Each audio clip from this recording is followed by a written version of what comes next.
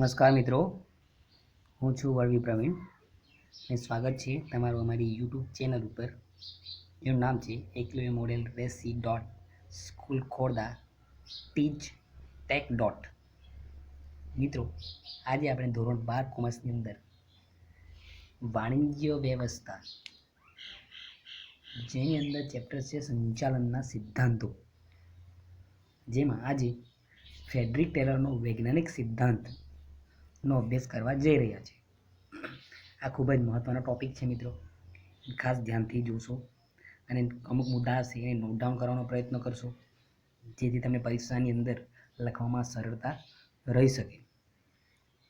તો મિત્રો ચાલો શરૂઆત કરી રહ્યા છીએ આપણે ફ્રેડરિક ટેલરનો વૈજ્ઞાનિક સિદ્ધાંત. એ સિદ્ધાંતની શરૂઆત કરી પહેલાં આપણે ફ્રેડરિક ટેલર વિશે થોડી માહિતી મેળવી લઈએ. ઘણી બધી આ વિચારધારાઓ રજૂ કરવામાં આવી. એની અંદર આ ફ્રેડરિક વિલ્સન ટેલર એ અમેરિકન એન્જિનિયર હતા. એણે શરૂઆતના તબક્કાની અંદર ઘણી બધી કંપનીઓની અંદર સામાન્ય એપ્રેન્ટિસ તરીકે કારખાનામાં કામ કર્યું છે અને ધીમે ધીમે આ રીતે એક પછી એક કંપનીની અંદર કામ કર્યા બાદ એક કંપનીમાં તેઓ બ્રેથમ હેલ સ્ટીલ કંપનીમાં મેનેજર બન્યા હતા. ત્યારબાદ એમણે સૌ પ્રથમ વાર સંચાલનના સિદ્ધાંતો રજૂ કર્યા હતા. તેથી તેમને વૈજ્ઞાનિક સંચાલનના પિતા તરીકે ઓળખવામાં આવે છે. આ ખાસ નોટ ડાઉન કરશો કે આ વૈજ્ઞાનિક સંચાલનના પિતા કોણ છે. તો તમારે લખવાનું છે કે ફ્રેડરિક ટેલર. હવે ધંધાકીય એકમની અંદર જોવા જઈએ તો બે વર્ગો છે. તો માલિક છે, એક બીજું છે મજૂર વર્ગ. માલિક કઈ રીતે વિચારતા હોય કે એ લોકોનો મુખ્ય હેતુ એવો હોય છે કે નફો અને સંપત્તિનું મહત્તમીકરણ એ સૌથી અગત્યનો હેતુ છે. જ્યારે કર્મચારીઓ છે એ વધુ વેતન, કાર્યમાં સંતોષમાં રસ હોય છે. એના પરિણામે બંને જે જૂથો છે એ બંને જૂથો વચ્ચે સંઘર્ષ પેદા થાય છે, એટલે એક સૂત્રતા જળવાતી નથી. આ બાબતે ફ્રેડરિક ટેલર કહેવાય છે કે આ રૂઢિગત પદ્ધતિમાં જે મજૂર હુકમ અનુસાર કામ કરવાયેલા ટેવાયેલા છે, જેને હુકમનો નિયમ કહેવામાં આવે છે. એ ખાસ આ નોટ ડાઉન કરશો કે હુકમ અનુસાર કામ કરવા ટેવાયેલા હતા, જેને હુકમનો નિયમ કહેવાય, એટલે કે રૂલ ઓફ થમ્બ. માટે એવું કહેવાય કે મજૂરો છે, મજૂરોને કોઈ સ્વતંત્ર અવાજ હતો નહીં. માલિકની જો હુકમી અને વર્ચસ્વ ખૂબ જ વધી ગયા હતા. આ સમયે હુકમના નિયમને બદલે ટેલરે વૈજ્ઞાનિક દ્રષ્ટિકોણ સાથે નવો ખ્યાલ રજૂ કર્યો હતો, જેને વૈજ્ઞાનિક સંચાલન તરીકે ઓળખવામાં આવે છે. મિત્રો, એનો અર્થ સમજી લઈએ આપણે. વૈજ્ઞાનિક સંચાલન એટલે કોઈ પણ એકમમાં કે કારખાનામાં કર્મચારીઓ પક્ષે સંપૂર્ણપણે માનસિક ક્રાંતિ એટલે વૈજ્ઞાનિક સંચાલન. હવે એમાં એવું કહે છે કે જે કર્મચારીઓ છે તેમના કાર્ય, ફરજો અને સહકાર્યકર્તાઓ અને માલિકો પ્રત્યેની સંપૂર્ણપણે માનસિક ક્રાંતિ હોવી જરૂરી છે, એવું વૈજ્ઞાનિક સંચાલનના સિદ્ધાંતની અંદર કહેવામાં આવ્યું છે. એ જ રીતે એની વ્યાખ્યા પણ આપવામાં આવી છે. જો તમે માણસો પાસે શું કરાવવા માગો છો તે જાણવું અને તેઓ ચોક્કસ રીતે તથા ઓછામાં ઓછા ખર્ચે કામ કરે તે જોવું એટલે વૈજ્ઞાનિક સંચાલન. જે મિત્રો અહીંયા એક પિક્ચર બતાવવામાં આવે છે, એ તમે ખાસ જોશો કે આ જે થિંક ટેન્ક છે એ થિંક ટેન્ક વિચારશે અને એ જે વિચારેલું કામ છે એ વર્કર્સ કરશે. જ્યારે આ વૈજ્ઞાનિક સિદ્ધાંત છે એ ક્લિયરલી ખબર પડે છે કે તમે શું કરાવવા માગો છો, એ તમને ક્લિયરલી ખ્યાલ આવે છે.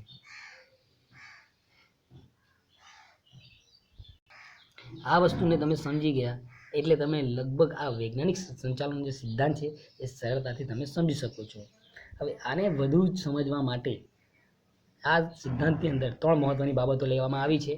એ 3 મહત્વની બાબતો છે. એ 3 મહત્વની બાબતોની આપણે ચર્ચા કરીશું, જેથી તમને ખ્યાલ આવશે કે આ વૈજ્ઞાનિક સિદ્ધાંતની અંદર શું કહેવા માગે છે. તેમાં 3 મુખ્ય બાબતો છે. એમાં નંબર 1 છે, દરેક કામદારને તેની બુદ્ધિ અને શક્તિ અનુસાર કામની સોંપણી કરવી જોઈએ. એટલે આ એક ખ્યાલ છે. પછી બીજો ખ્યાલ છે કક્ષા અનુસાર મહત્તમ કામ કરવા માટે દરેક કામદારને સૂચના આપવી. તો સૌથી પહેલી વાત એ છે કે એની બુદ્ધિની આકારણી કરી લેવી, એની શક્તિ કઈ છે, કેટલું કામ કરી શકે છે એ જાણી લેવું. એ જાણ્યા બાદ એને કામની સોંપણી કરવી. હવે કામની સોંપણી કર્યા બાદ એની જે કક્ષા છે એના અનુસાર મહત્તમ કામ કરી શકે છે કે નહીં તેના માટે પાછી આપણે સૂચના આપી કે આ રીતે તમારે કામ કરવાનું છે. ત્યાર પછી એમાં મહત્વનો મુદ્દો કે ઝડપથી કાર્યદક્ષ રીતે કામ કરનાર કામદારોને એમાં વેતન પર ભાર આપવામાં આવ્યો છે કે એવા જે કામદારો છે એને એની કક્ષાના વેતન કરતાં 30-100% દરે વધુ વેતન આપવું જોઈએ એવું ફેડરિક ટેલરનું માનવું છે. હવે આ 3 બાબતો છે એના આધારે વૈજ્ઞાનિક સંચાલનના સિદ્ધાંતો રજૂ કરવામાં આવ્યા છે. હવે વૈજ્ઞાનિક સંચાલનના સિદ્ધાંતો આપણે 1 by 1 એની ચર્ચા કરતા જઈશું. નંબર 1 છે વૈજ્ઞાનિક સંચાલનના સિદ્ધાંતોની અંદર વૈજ્ઞાનિક પદ્ધતિ એટલે કાર્ય કરવા માટે રૂઢિગત પદ્ધતિનો ત્યાગ કરી, એટલે જૂની પદ્ધતિઓ હતી એનો ત્યાગ કરીને નવી પદ્ધતિઓ અપનાવવી જોઈએ અને કાર્યનું વૈજ્ઞાનિક વિશ્લેષણ કરી શ્રેષ્ઠ કાર્ય કઈ રીતે થાય તેનો વિચાર કરવો જોઈએ. એ જે પણ કામ કરવામાં આવે છે એને વૈજ્ઞાનિક ઢબે એનું વિચારણા કરવી કે આ કામ કેટલા સમયમાં પૂરું થઈ શકે છે, એને કઈ રીતે કરવાનું છે, એનો કેટલો સમય લાગે છે, એ દરેક બાબતની વિશ્લેષણ કર્યા બાદ એ પદ્ધતિને અપનાવવી જોઈએ. બીજો સિદ્ધાંત છે આયોજન અને અમલીકરણ. આગળ પેલું મેં સમજાવ્યું એ પ્રમાણે કે જે નિષ્ણાત વર્ગ છે એ થિંક ટેન્ક આપણે જેને કહીએ છીએ એ વિચારો કરે અને એ વિચારનો અમલ એ કામદારો દ્વારા કરવામાં આવવું જોઈએ. ત્યારે આપણું જે કામ છે એ સરળ રીતે થઈ શકે છે અને યોગ્ય દિશામાં જઈ શકે છે. આગળનો મુદ્દો છે આપણો કાર્ય વિશ્લેષણ. કાર્ય વિશ્લેષણ એટલે એ વસ્તુ કે ઓછો ખર્ચ અને ઝડપી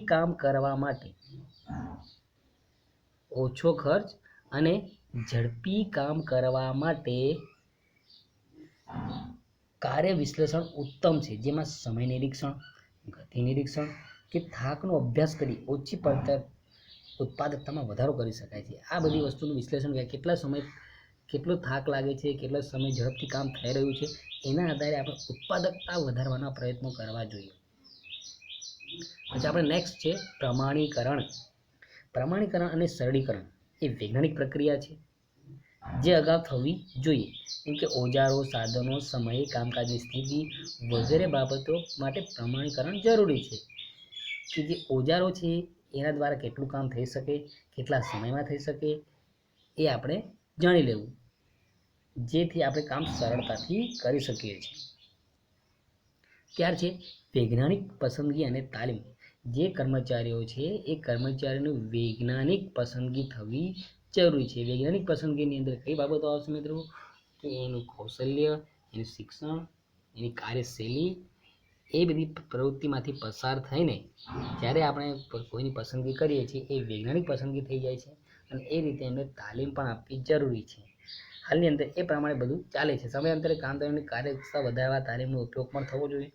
જેની કાર્યરુચિ જાણવા વિવિધ પ્રકારની કસોટીઓ પણ હાલમાં લેવામાં આવે છે, જેમાં આપણે અભિરુચિ કસોટી હોય એવી ઘણી બધી પ્રકારની કસોટીઓ હાલ લેવામાં આવે છે.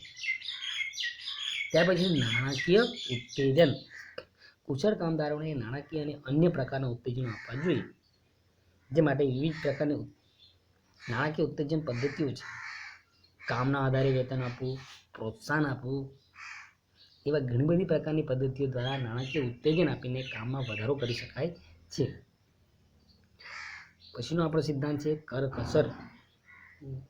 એની અંદર વૈજ્ઞાનિક અને ટેકનોલોજીક આધારો ધ્યાનમાં ન લેવાતા ઓછી પડતર પર ભાર મૂકવો જોઈએ. આ માટે પડતર અંદાજ, પડતર અંકુશની પદ્ધતિઓ વિચારીને વિચારો સુધી અભ્યાસ અને ઉકેલ કરવો જોઈએ. એની અંદર એવું છે કે માની લો કે તમે ટેકનોલોજીનો ઉપયોગ કરો તો છો, પણ એની અંદર જે વધારે કોસ્ટ થાય તો એ પણ યોગ્ય નથી. તો એનો આપણે અંદાજ કાઢવો, એની ચકાસણી વિશ્લેષણ કરવું, ત્યાર પછી યોગ્ય પદ્ધતિઓ મૂકીને આપણે એમાં પડતર ઘટાડી શકીએ છીએ, જેથી આપણું ઉત્પાદનમાં વધારો થઈ શકે છે. માનસિક ક્રાંતિ. માલિકો અને મજૂરો વચ્ચે ધ્યેય સિદ્ધિ માટે માનસિક ક્રાંતિ જરૂરી છે. માનસિક સંવાદિતાથી માલિકો અને કામદારો વચ્ચે તણાવમાં ઘટાડો થાય છે. ધ્યેય સિદ્ધિ સરળ બને છે. કે એમના વચ્ચે મન મોટાવ હોય તે દૂર કરી એની અંદર સરળતાથી આપણે આગળ કામ કરી શકીએ છીએ. એટલે આ હતા મિત્રો આપણા 1 થી 8 વૈજ્ઞાનિક સંચાલનના સિદ્ધાંતો. હવે એની સાથે વૈજ્ઞાનિક સંચાલન સિદ્ધાંતોની કેટલીક પ્રયુક્તિઓ છે. એ પ્રયુક્તિઓ ટેકનિક્સ જે આપણે સમજીશું. તો અત્યારે આપણે જોઈ રહ્યા છીએ techniques of principle of scientific management. Scientific મેનેજમેન્ટની અંદર અમુક પ્રયુક્તિઓ આવે છે. એ પ્રયુક્તિઓ આપણે જોઈ લઈએ. એમાં ત્રણ મહત્ત્વની છે. એમાં સમય નિરીક્ષણ, ગતિ નિરીક્ષણ અને ભિન્ન વેતન દરની પદ્ધતિ. એ નંબર 1 છે સમય નિરીક્ષણ. એનો અર્થ સમજી લઈએ. આ મિત્રો 3 માર્કની અંદર પૂછાય છે. આ ખાસ નોટ ડાઉન કરશો. 2 માર્કની અંદર પણ આવે છે ઘણીવાર, તે તમે નોટ ડાઉન કરતા રહેજો.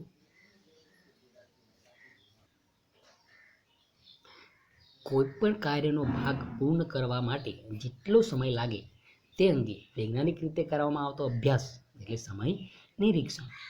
આ કાર્ય કરવા માટે સામાન્ય સંજોગોમાં જે સમય નક્કી કરવામાં આવે છે તે સમયને પ્રમાણ સમય કહેવામાં આવે છે. આવી ખાસ મિત્રો લખી લેશો નોટની અંદર, જે તમે પરીક્ષાની અંદર સરળતાથી લખી શકો કે કયું કામ કેટલા સમયમાં પૂર્ણ થઈ શકે છે. એનો આપણે પહેલેથી જ પ્રમાણ સમય કાઢી લેવો અને એ સમયની અંદર કામ પૂરું થાય છે કે એનું નિરીક્ષણ કરવું. જલ્દી થાય છે કે લેટ થાય છે એ આપણે જાણી લેવું જરૂરી છે, જેથી આપણે નિરીક્ષણ કરી શકીએ અને બીજું કામનું આયોજનની અંદર વધારો કરી શકીએ. અને ઉત્પાદનના જે સાધનો છે એનો ઇષ્ટતમ ઉપયોગ કરવાની દિશામાં સમયસર લક્ષ્યાંકો સિદ્ધ કરવા માટે આ ખૂબ જ ઉપયોગી સાબિત થાય છે. બીજું છે મિત્રો આપણે બીજી પ્રયુક્તિ છે ગતિ નિરીક્ષણ.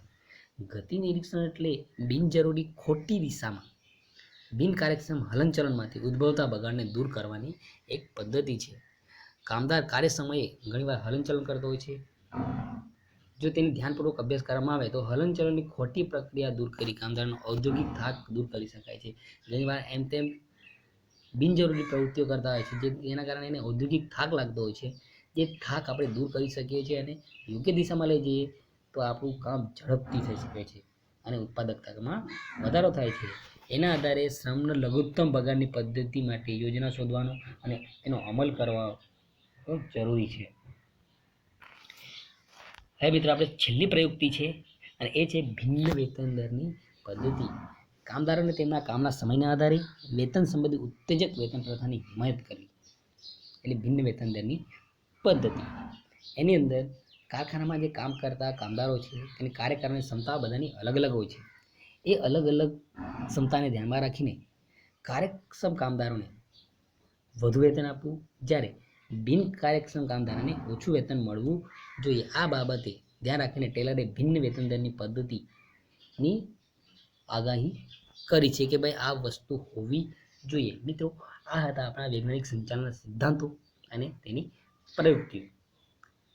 મિત્રો તમને જો વિડીયો ગમ્યો છે તો લાઈક કરશો અને તમને એવું લાગે છે કોઈક આની અંદર કંઈક તૂટી રહી ગઈ છે કે એના કરતાં વધુ સારો વિડીયો બની શક્યો હોત તો તમે એની અંદર કોઈક તમારી પાસે આઈડિયા હોય તો એ આઈડિયા પણ શેર કરી શકો છો, જેથી નવો વિડીયો સારો બનાવી શકો છો.